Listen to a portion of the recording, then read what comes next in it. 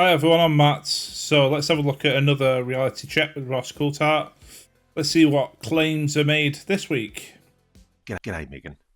Hey Ross, how are you doing?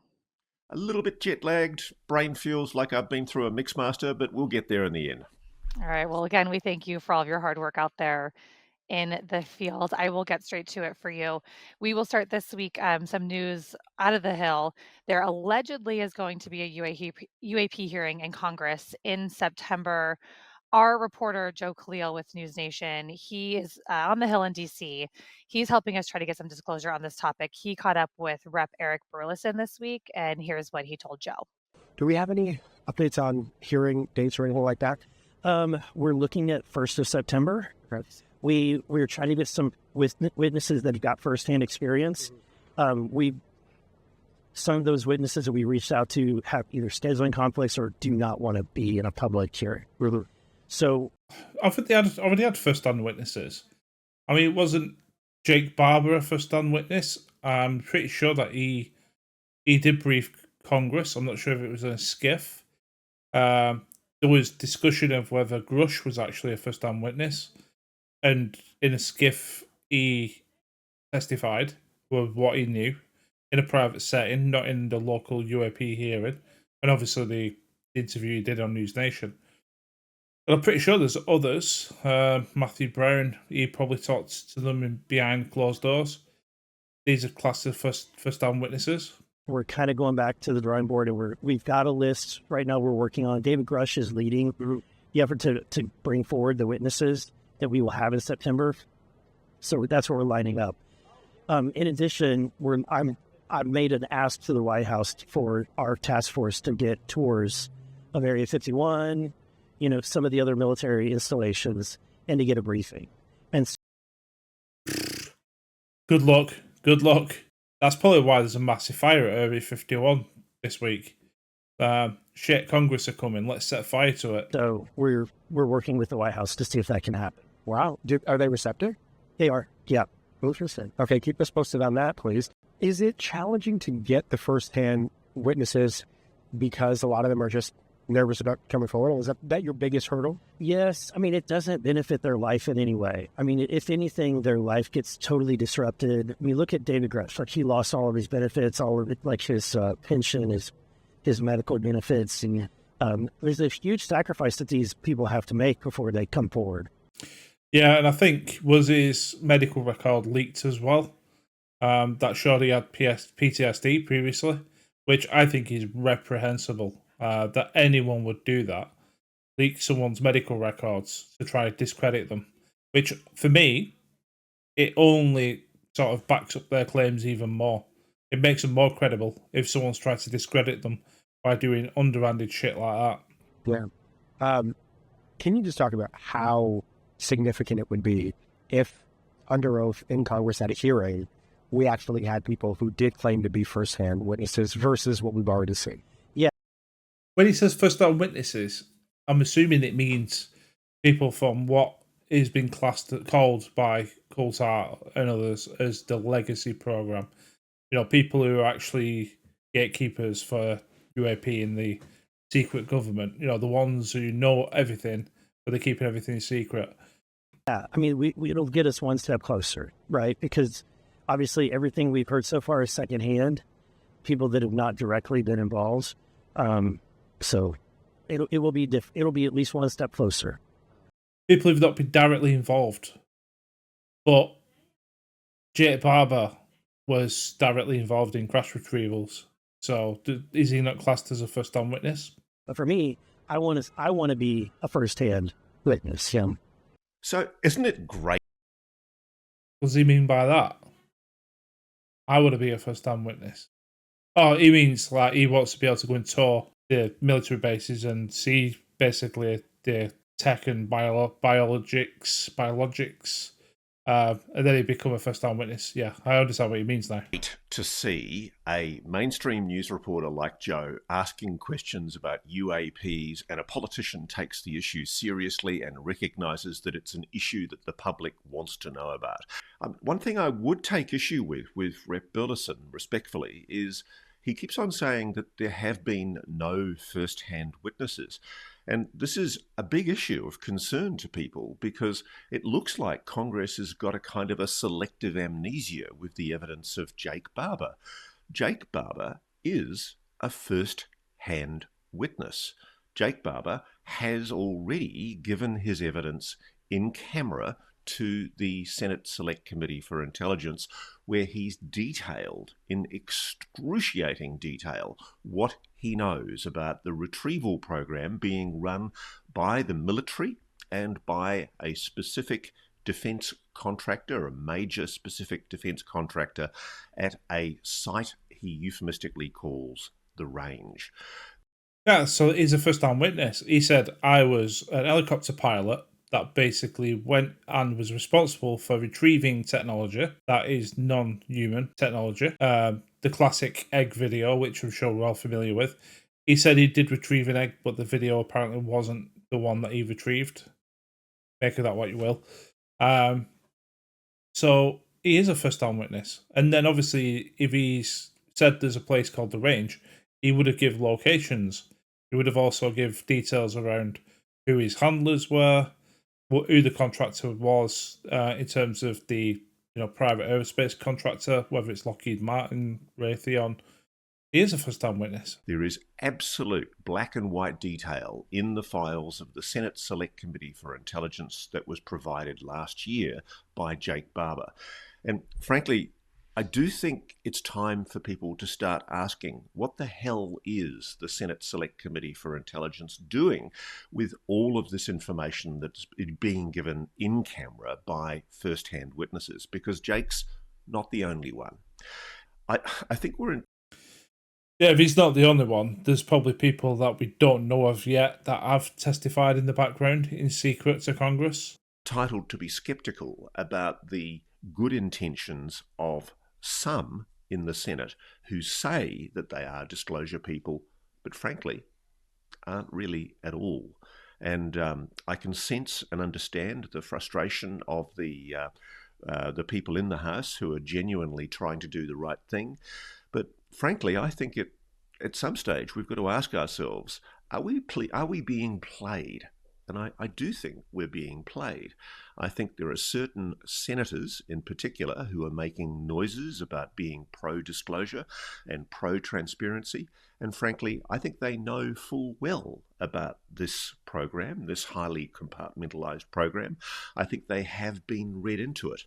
And I think part of the issue now for Congress is that there are parts of the Congress that have been read into. He calls it the Congress. I don't know why, it just annoys me. Instead of calling it Congress, like people in Congress, they'll put in the Congress. Sorry, it's just a pet peeve. I don't know why he calls it the Congress. Well, maybe, correct me, maybe it's actually called the Congress and people should refer to it as the Congress. I don't know. The secret retrieval and reverse engineering program. And although this is a big claim, though, so apparently people like Luna and Billison and there's a few others, effectively. Names don't roll off the tongue at the minute, but they have been front and center, really vocal about wanting to disclose what the government knows around UAPs and have this transparency.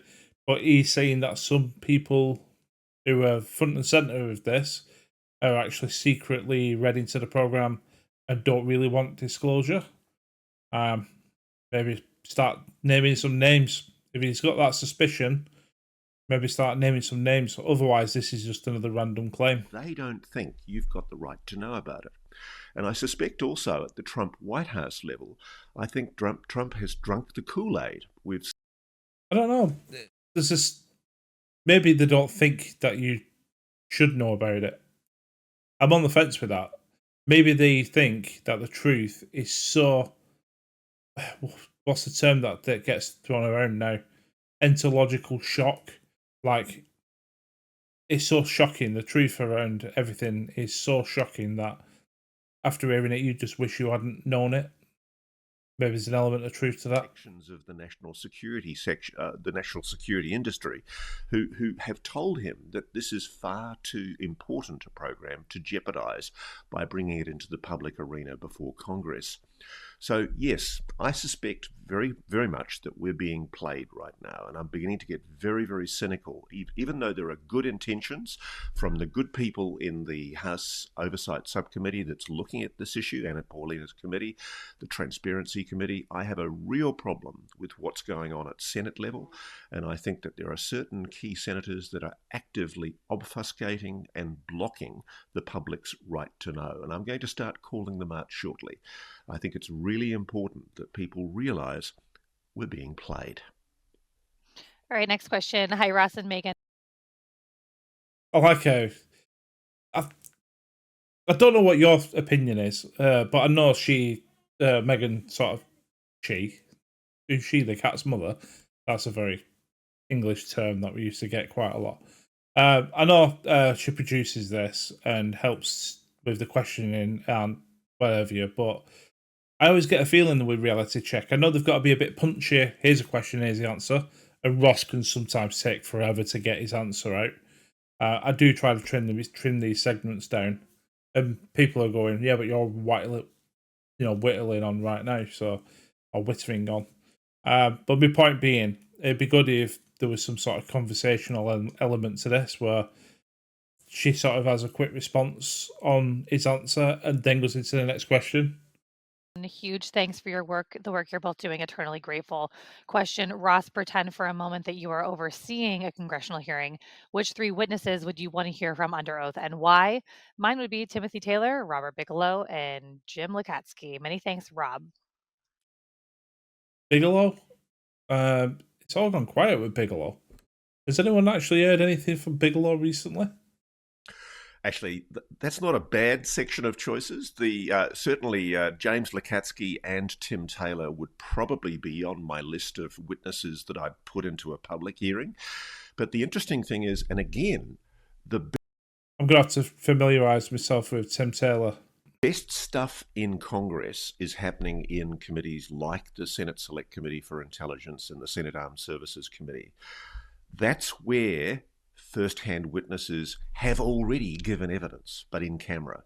There is a game being played here, ladies and gentlemen. I think the best first-hand witnesses, the best witnesses that I'd like to see called before the Congress are ones that you don't know about yet. People who are talking to people like me who do want to give evidence, but really do need assurances that go far beyond the existing protections to make sure that they and their families and their jobs will be protected if they do come forward. I suppose it's difficult to do, though, because if your job is keeping secrets and then you release those secrets, you can't have a job of keeping those secrets anymore.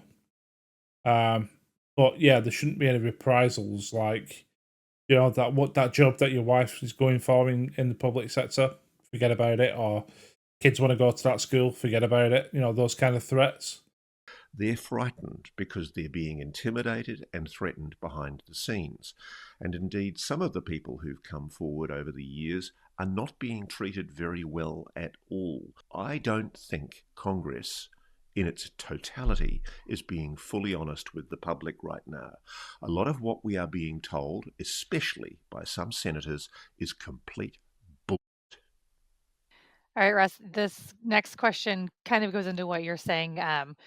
The people who've been in the UFO subject now, or the topic for years, you know the names, you know the faces, you know the stories, you know the myths, the legends. For the general public, I think will be, if they're going to have some sort of introduction to the topic, I think it's going to be via UAP hearings in Congress, because Congress is getting involved. They'll go, oh, there's something to it, local congressman, or it'll be on sort of mainstream media news eventually. So I think that's the foray into the the public's domain in terms of their interest in the subject. It'll be via Congress, but no, what Ross is claiming is there's elements of Congress that have been front and centre of trying to get its disclosure out there that apparently are telling lies.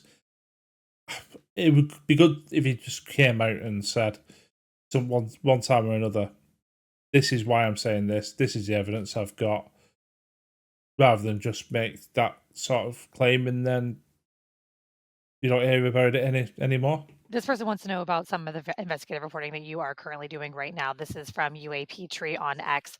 Hey, are there any firsthand witnesses, people who worked in the program, going to come forward either with an interview with you or going to testify in the near future? I imagine what he'd say here is, I wouldn't tell you, because you wouldn't want to tell everybody, yeah, I've got a first-time witness coming forward, because you can imagine if there is a shadow government or some flaky Men in Black types, they would be all over that to trying to find out who it is to shut them up rather quickly. If there were first-hand witnesses going to come forward with me in a first-hand way, I wouldn't be revealing it here. I wouldn't be telling you, because it's just too unsafe to disclose. And if there's a giant UFO buried somewhere with a building built on top of it, I wouldn't be telling you that either. I am talking all the time to people inside the program who tell me it is real. They are discussing with me the merits of coming forward. They are scared, they are apprehensive, but they want you to know what they know. Now look at statements made recently by Trump about super weapons. Look at statements made by the president where he keeps on implying that the United States is more powerful than people realize. Yeah, well, he's going to say that, isn't he? We got weapons. I can't do Trump. I'm terrible at doing Trump. But the better than China. Better than China. God, that was a terrible... I could do a better Trump than that. I'll try better next time. That's what I think is going on here. I think the Defense Department and certain sections of the intelligence community have exercised their influence over the new administration.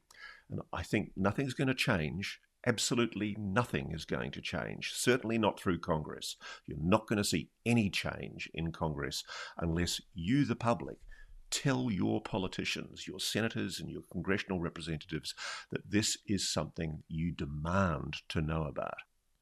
All right, Russ, we have one more question on the hearings. This comes from Red, and then we'll move on. Red, in short, wants to know, would you ever be interested in going to testify under oath and tell them what you know and answer their questions to help push the needle? I can imagine his response here will be what I think. It'd be pretty pointless for him, because he'd just be a second-hand witness. You know, this is what I've been told. This is... You can't corroborate what people know. And then he'd get asked, who are your sources? And he'd say, well, I can't tell you that either. Look, I personally don't think there'd be much merit in calling me, because I'd have to protect sources. A lot of the questions that people would most want to ask would be, obviously, who are those first-hand witnesses? What do you know about locations, places? I could certainly give locations and details of facilities that I'm aware of. Facilities including giant UFOs, Ross. I will bang that drum. One thing that I hate about any subject is when someone will come out and say, I know something, but I'm never going to tell you what I know, whilst saying I'm trying to get people who's in the legacy program to come forward and tell you. So you want these people and the government to tell you what they know, but you won't tell people what you know. I struggle with that. But I think the better thing for somebody like myself is to assist those first-hand witnesses, and this is what I have been doing, in coming forward privately to Congress. Jake Barbur, in particular, has. But it sounds to me that that's not the right way to go. If there's people in Congress who are, on Ross's own words, complicit in being part of the disinformation or not being honest and upfront, and the security state are doing nothing with the information provided, what's the point in testifying? What is the point in testifying? Is given first-hand evidence. And there are other people that you don't know about who have come forward to the Senate Select Committee for Intelligence. I'm actually aware of quite a few of them. For example, I'm aware of scientists who have come forward from the US Navy with working prototypes of energy systems that would be described, I suspect, by some people not aware of the breakthroughs going on inside the American government. of prototype energy breakthroughs that would be described as off-world, energy systems that are mind-boggling. Why has this evidence given to a particular Senate committee been suppressed?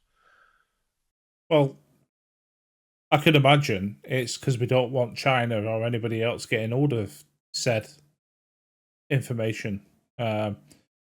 We want to keep it for ourselves. We want to wrap it up. We want to use it. We want to keep control of it. That'd be a good one. That's a really interesting question. More on that to come. A lot of good. Yeah, when 2027, then 2028, then 2030. Teases today. We will go to an email from Robert. He says, just watched July 15th News Nation YouTube video with Whitley Strieber. My question pertains to the last few minutes of the video. Ross asked Strieber if there is a connection between the dead and the spiritual aspect of the phenomena. My question is, does Ross himself believe in the spiritual connection with what I refer to as the quote quantum consciousness? Quantum consciousness after our death. Ross asked Strieber if there is a connection between the dead and the spiritual aspects of the phenomena. My question is, does Ross believe believe in the spiritual connection with what I refer to as the quantum consciousness after our death? After. I'm a nuts and bolts guy.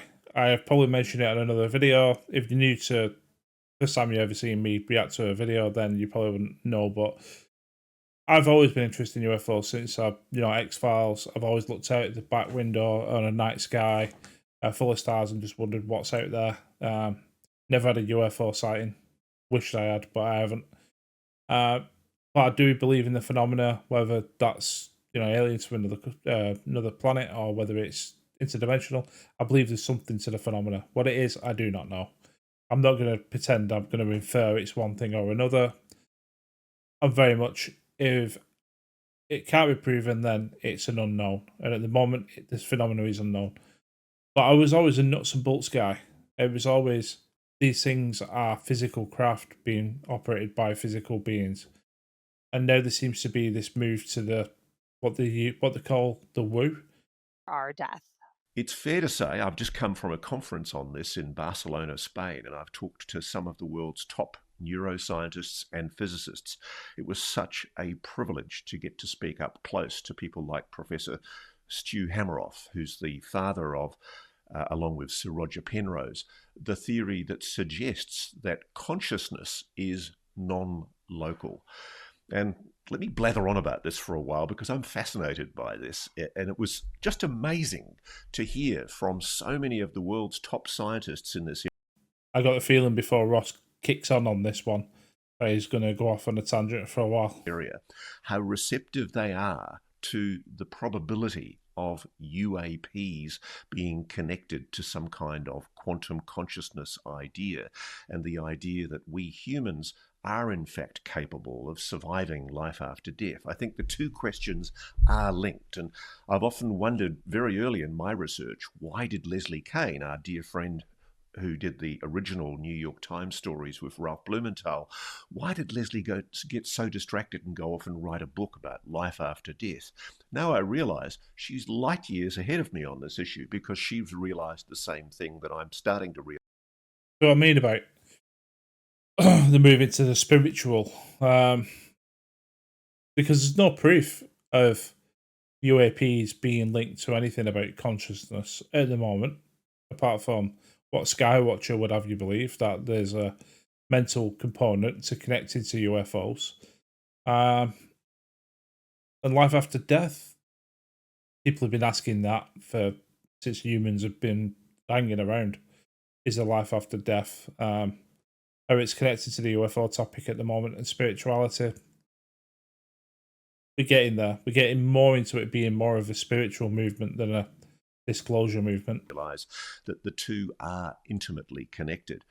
And when you talk, as I've just done for a week at a conference on consciousness, to scientists who are there at the cutting edge of science, they're talking about how there are microtubules in the neurons of our brain, showing that there is evidence to suggest that these microtubules in the neurons of our brain, and also, interestingly enough, in our heart, we really do have this connection through our heart, they have the capacity potentially to communicate in a quantum way. And that opens up the possibility that the kind of things that we're now seeing in quantum physics called quantum entanglement, the possibilities of quantum communication, that the human brain, the human body is capable of connecting with something external to our meat bodies. And this is the quintessential problem, the quintessential paradox in modern science. Are humans just meat robots? Are we just biological robots where the consciousness, as Professor Stephen Hawking suggested, he came up with a very glum view of humans, which is essentially the idea of free will is a nonsense, that essentially it's all an illusion, and that essentially consciousness is just an illusion generated by the neurons in our brain, and that essentially whatever we are dies with us when we die. What's fascinating is to literally go to a conference like I've just done and hear people talking about the likelihood that our brains do have the capacity to communicate non-locally. And that's the theory that I think is actually, it's still not proven, of course, it's still only a hypothesis that's being... I'm really interested to see where the science goes with it, but again, seems to be theories and claims without any actual evidence. tested. But the interesting thing is just how receptive and open those scientists at the absolute cutting edge of brain science were to the ideas of UAPs. That yes, there is something trying to engage with human beings. It's probably, as David Grusch suggested, some kind of interdimensional entity. And could it actually explain what we are, what we humans are, and what happens to whatever part of us survives, if it does, after our deaths? Yes, I do think that there is evidence to suggest that there is something to the idea that UAPs are connected to increasing scientific ideas about quantum consciousness. Can I say I know it rather than suspect it or believe it? I can't say yet I know it. Okay, there was a lot to unpack. Quantum consciousness, the NHI are interdimensional or spiritual, coming from another realm, and they have somehow explained what happens to us after we die, life after death kind of thing. I told you, the UFO topic is now moving into the spiritual. All right, Ross, I will go to the next question. Hi, Ross. On some occasions, people's abductions accounts have involved being on board craft with NHI, such as Greys, but they say they've also seen humans involved, even sometimes military personnel. Do you think aspects of the military / three-letter agencies and aerospace are involved or assist in some abductions? And why would this be? What are they doing if they're a part of it? Do you know many such accounts? David. Oh, so you got military personnel and or private contractors working with aliens to kidnap people. I mean, you don't even need aliens these days. You could just pretend you're an ICE agent in the US, so you could just take people off the streets. I'm not saying that flippantly, but I'm sure there's easier ways of going about this, right? David, I do know, I've heard from many people, in fact, more and more people, because since I started talking about abductions being something that we do need to look at as a possibility that needs to be taken seriously, I've had many, many people contact me talking about their experiences, some positive, many positive, to be honest, but some also negative. And I think one of the things that often freaks them out is that in the experiences that they've had, there are often people who appear to be terrestrial, human, military, dressed in military uniform, in attendance with non-human entities. What's going on? I don't know. I've spoken to many people. This is called the MILAB phenomenon, military abduction phenomenon. I can't believe there's an actual term for it. A lot of the cases I've heard about are historical. They go back 10, 20, 30, 40 years. Some, though, are actually relatively recent, and there's allegations of yes, military personnel being involved in alleged abductions. I'm not there yet. I'm still taking a very long time to think about what this might be. I did notice on a previous reality check, Ross was asked a question about abductions, and I think he was the same.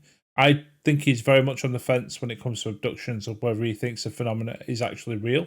I'm still not sure that what's happening is not some kind of maybe psychotronic projection or something that's being done to these. I mean, a lot of it is probably sleep paralysis, right? I've had sleep paralysis where your body shuts down, but you kind of, your mind's waking, but you're still asleep. So your body is frozen, you can't move, you can't speak, and you've just got a sense of terror. It's not good. I can imagine a lot of cases of sleep paralysis. People to try and put something into their minds that may or may not be real, because we do know that the phenomenon has the capacity to meddle cognitively with human consciousness and perception. Let's go back to slide 9. But yeah, I mean, I'm shocked by the number of people that, since I started talking about abductions, have told me that they're aware of the military being involved. I just don't know enough about it. If there is somebody out there that knows a great deal more, I would certainly welcome it. All right, we will go to Pathfinder on X. They're asking any update on the SAR scans of the Egyptian pyramids. I'm sorry to disappoint people, but I think the synthetic aperture radar claims being made by people, by certain academics about the Khafra pyramid, are not sufficiently demonstrated yet and peer-reviewed, independently peer-reviewed, to satisfy me that they have the evidence to show that they're seeing what they're seeing.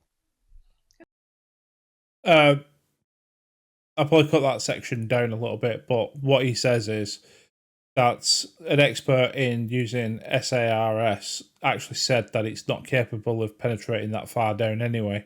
So the claim that it's like these pillars underneath the pyramids go down by 2 kilometers, said technically it's not even achievable. So it's one of those claims that came out and went nowhere fast, because I don't think the evidence, or basically the academic circles, back it up. So it's probably just we saw something, but then it went into the internet, and the internet did what it did and confounded it.